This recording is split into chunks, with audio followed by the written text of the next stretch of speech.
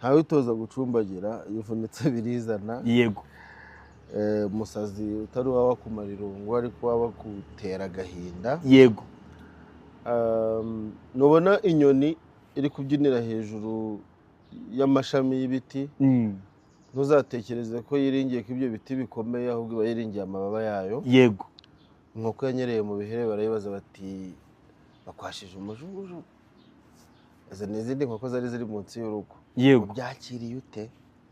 kuko iravuga ngo ikimbabaje si umujugujugu nkubiswe, aho biherereye ndahabonye. yego ni ingaruka ndaca hariya. umugabo uri mu kaga asaba icumbi we kandi ibyinyo byahiriwe biseka ibihiriye mu nzu. yego agahanga k'umugabo gahuma katavuze bien sûr. kuba kawe kari guhuma. gahuma katavuze. yego kandi ntawiseganya ahetswe na mukase, kandi ubyinira mu banzi ntazamura amaboko. ugeze gutya imbavu bazi bw'abantu mu banzi ukabyina kugira uti ni gutya. ucunga. yego kuko burya ngo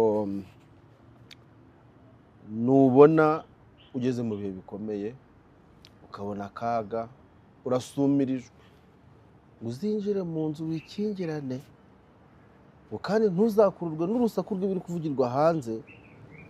umugabo mugufi atongana asubira inyuma.